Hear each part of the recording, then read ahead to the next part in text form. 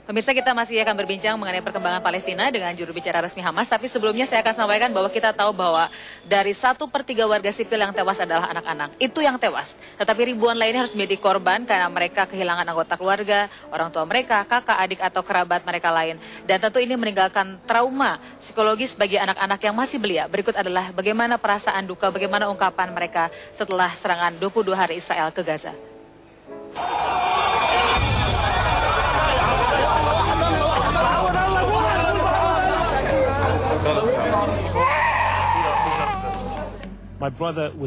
Adik saya mengalami pendarahan hebat dan di depan saya ia meninggal. Adik saya yang lain juga meninggal kehabisan darah. Ibu saya dan adik saya yang paling kecil, mereka semua meninggal. 4 saudara laki-laki saya dan ibu saya semuanya meninggal.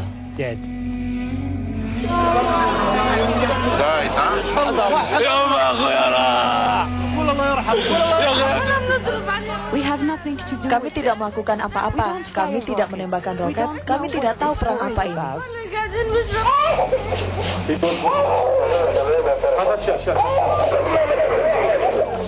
Luna baru berusia 2 tahun dan hanya bisa berbicara beberapa kalimat saja. Saya bertanya, apa yang ia takutkan? Pesawat tentara Israel, katanya, dan roket-roket mereka. Israeli planes, she said, and the rockets.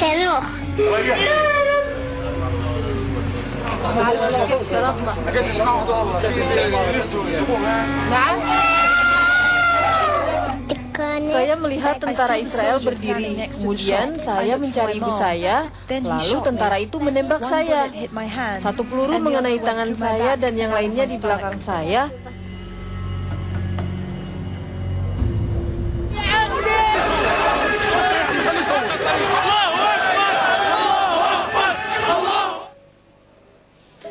Saya ingin bertanya kepada Dr. Sami, bagaimana perasaan Anda dan para pemimpin Hamas terhadap sikap negara-negara Arab, termasuk Mesir di dalamnya?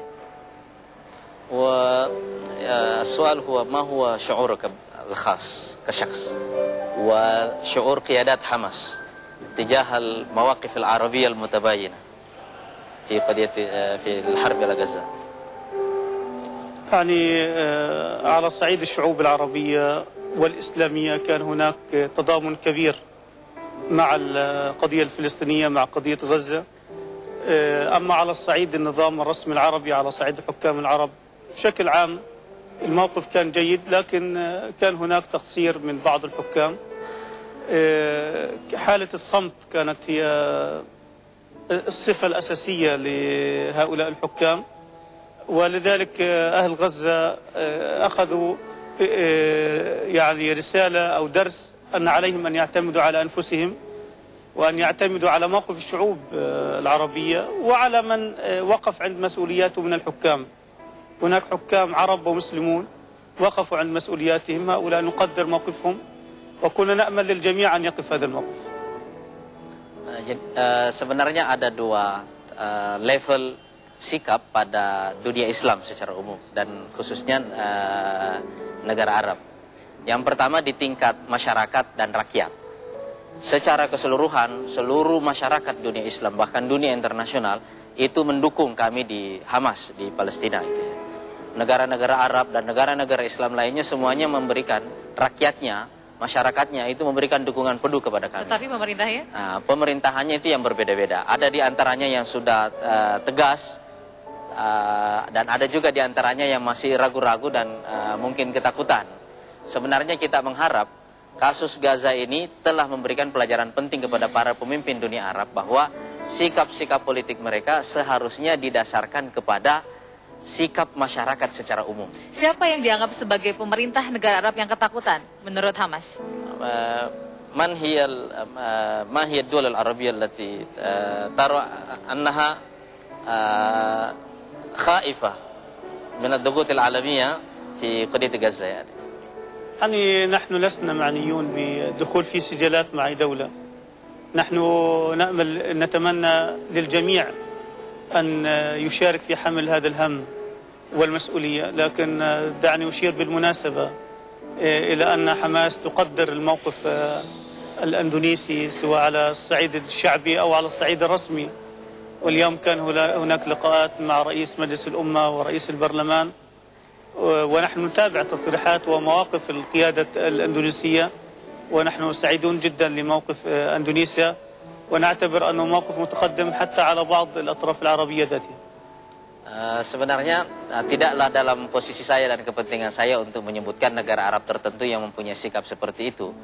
Tetapi saya mempunyai harapan dan kami di Hamas mempunyai harapan supaya seluruh negara Arab ikut membantu mendukung masalah kemanusiaan ini di Hamas. Tapi secara khusus saya ingin menyampaikan bahwa beberapa negara di antaranya telah memberikan contoh sikap yang luar biasa bagusnya buat kami, khususnya Indonesia. Indonesia di tingkat masyarakatnya maupun di tingkat pemerintahannya telah memberikan satu sikap yang sangat progresif sekali dalam mendukung perjuangan kami. Bahkan menurut kami sikap Indonesia ini jauh lebih bagus daripada sikap beberapa negara Arab. Berkaitan dengan Mesir yang berbatasan, kemudian satu gerbang yang di bawah kewenangan Mesir memang dibuka, tetapi tidak permanen, masih buka tutup begitu. Tetapi saya pernah berbicara dengan Dubes Palestina, itu sudah lebih baik dan jangan berharap lebih kepada Mesir, karena memang Mesir pun dengan cara membuka seperti itu sudah dalam tanda petik seperti menembak kakinya sendiri, karena dia harus berurusan dengan negara-negara luar yang menganggap bahwa Mesir memberikan fasilitasi kepada Hamas. الآن مصر فتحت معبر الرفاه وإن كان مؤقتا، ولكن حماس تطالب أكثر من هذا.